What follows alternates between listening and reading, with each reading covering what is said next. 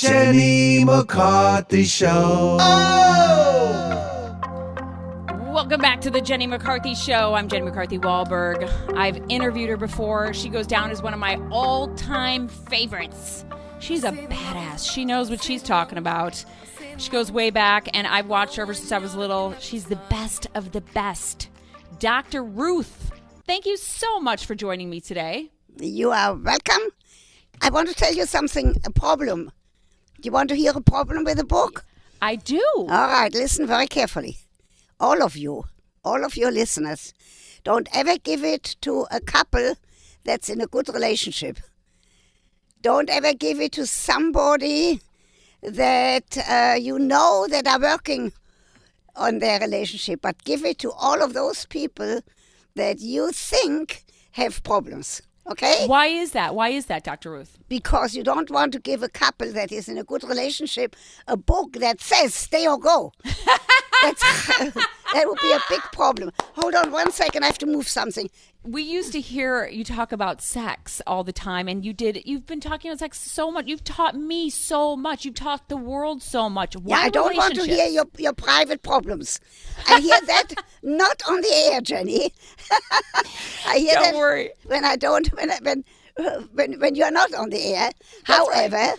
I'm very glad to hear that not only have I been talking about sex and relationships for so many years, but I'm still talking. And there are new projects in the way, in addition to the Stay or Go. And I have to tell you something else. Look at the book. Can you see it? Yes, I do. I've got it up on my board here. I saw that. And the other day, they had a big picture of it on Times Square. Not bad. On Times Square. But I tell you what they did. Amazon Publishing did a very nice thing with that cover. You see where it says stay or go? You see the two little hearts? Yes. And then I like very much that they gave it a blue cover, because a blue cover implies hope. Oh. So the book is really for those people who might be a little bit on the fence, who might say, oh, let me see what else is out there. Yep. Who might want to say, what can I do to work better the relationship? And what Pierre did very, very well, and what Amazon did beautifully, is that they took the stuff that I'm saying on Twitter and made it into little paragraphs. Genius. So people actually don't have to read the whole book. As you know, everybody is busy.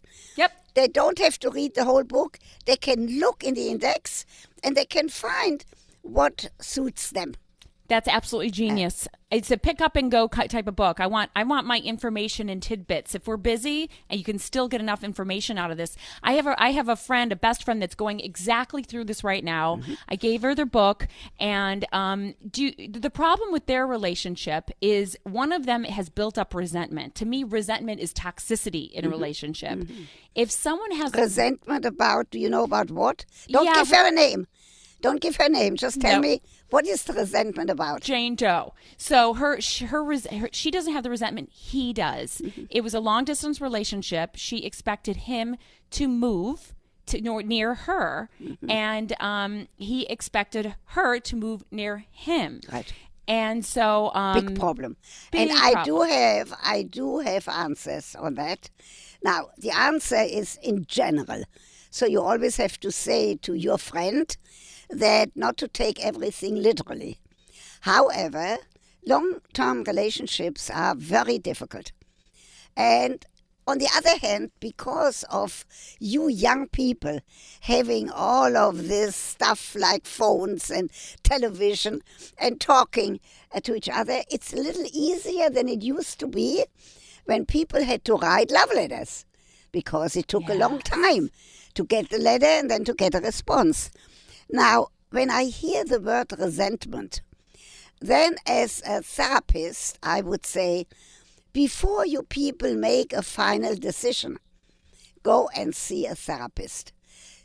Together for 1 or 2 sessions, and then separate to find out there must be more behind it than just the resentment. Totally, always. But I understand the problem sometimes because of jobs and livelihood. It's difficult to know where to move and to who should move and where's the mother-in-law. Is she at the one place or at the other place? It's like, where's the children is what she's saying. The children I have children, I can't move. And he's saying, well, I have the job. So it's this weird tug of war. Very difficult. Very difficult. Is she divorced? She is. But the children are with her. The children are with her. So in my way, as a good grandmother and as a mother of 2 children, as a grandmother of 4, I would say that the well-being of the children has to be taken into account. And, Jenny, if that does not resolve itself, then I'm going to say, get my book. Then I'm going to say, maybe you have to go. I agree. Maybe you have to grieve about the hope that you had, that this relationship would be wonderful, and that you really put all of your expectations into it. If it's so inflexible, then maybe you have to consider to say, it would have been wonderful, we really like each other, we have the same interest, but it's not going to work. You said something really brilliant that I want to billboard, and I wonder if you cover it in the book. When you decide to go, how important is that mourning period? You really do need to mourn it. Yeah, first of all, you should not jump right into a new relationship. No. And if you are sexually frustrated, then talk to me, and I'll tell you what to do. I see you smile. I love it. But on the other hand, also don't make it a lifelong mourning period. So I could never tell you, Jenny, how long. But I can say respect the mourning period. Respect the period that both of you are going to say, what a pity. I was really hoping that you and I would grow old together, and that we would stay together. Right. And so after a certain mourning period, make sure that you go on. What is the most common excuse that you've heard that people use to stay in a relationship when they really shouldn't? Right. Well, part of it is insecurity. Will I find somebody else? Yep. And part of it is maybe it's not as bad. And maybe I'm making more of the difficulties than necessary. Maybe the difficulties are there. They have to be respected. But maybe I listened to Hollywood. I'm not talking to Jenny or to Dr. Ruth Westheimer. That's right. Maybe I listened to Hollywood and all of that nonsense about the stars to twinkle every night. And that everything is rosy. So in our culture, the problem is the expectations. So true. That was not true in previous years, but we are not living in previous years. We are living in a culture today. That's right. So sometimes what we see on television, in the movies, even in sexually explicit movies, is not reality. It's not real. Nobody, and I can be explicit because I'm Dr. Ruth, no man has an erection for so long as is depicted in sexually explicit movies. No woman has orgasms in such a way as we see on the screen. There's no such thing. However, we have to say to people, look how fortunate. You can learn, you can read books, you can watch movies, and you have to say, basically, how important it is not to be lonely. I tell you what worries me these days. That was my next question. How did I know that, Jenny? I don't know. Jenny, what worries me the most right now is loneliness. Yep. And Facebook makes us lonely. There was a very interesting article.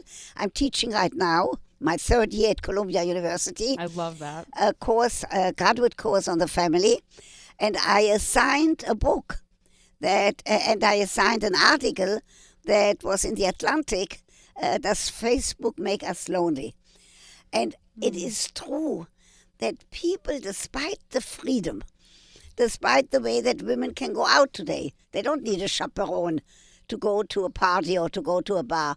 There is a tremendous amount of loneliness.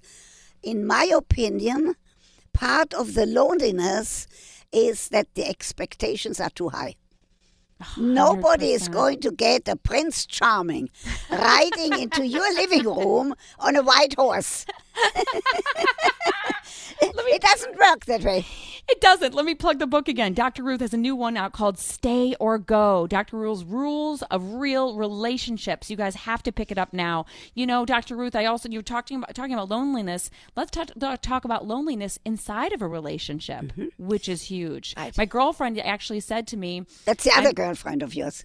Another girlfriend has said to me, you know what? I'm afraid to. I'd rather be in this abusive relationship than to deal with being alone. And it hit me in the heart like, yes. Oh my God, you're that scared of being alone? Right. Jenny, that's a very big problem because we do see, not only in big cities, all over, it's not only in the United States, it's all over the world, that the expectations have been so high. Their parents are not making matches anymore. So it's very difficult. The dating scene, that's why I'm doing a book. The next book, I'll talk to you about that one next time. Good. It's on dating. But that's really very, very important to say, yes, if you do end the relationship, try to end it without nastiness, if possible. Right. Say, look, we have had great times. You really are a great person. But I have to move on because some of my needs are not being met. If that has to be this way, then don't sit home and mourn for longer than absolutely necessary. And then say to yourself, look, fortunately, I'm healthy. I can go out there and find a new relationship. And exactly. And is there a time period where you think mourning? Because my girlfriend would actually say this, well, how long am I supposed to mourn for? To me, obviously it's individual, but she'll mourn for 7 months. To me, that's way too long. You stay in a victim state. And when people stay in victim states, it's a very hard place to get out of. Right. So in that state, a good friend like you have to say, I'm your good friend.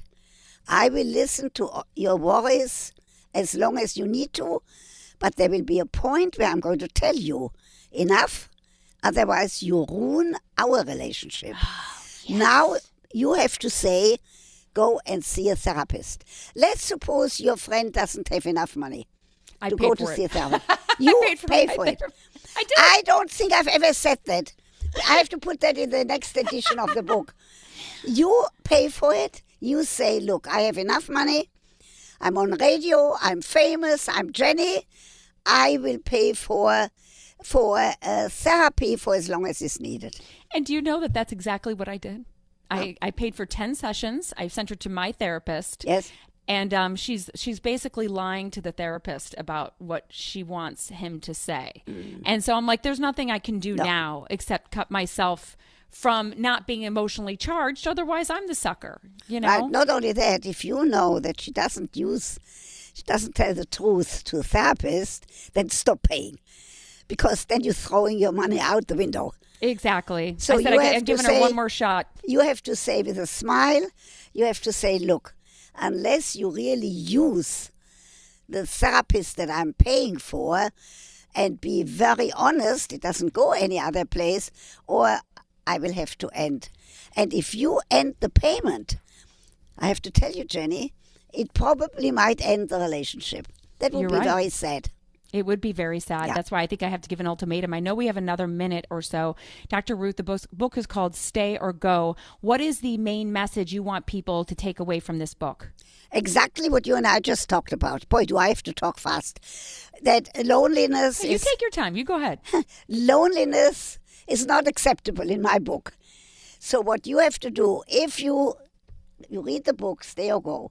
If you decide that really you have to go, then you take a mourning period and then you go on to a new relationship. If you can decide that you can't stay together, then you're going to work at it and you are going to make it an even better relationship.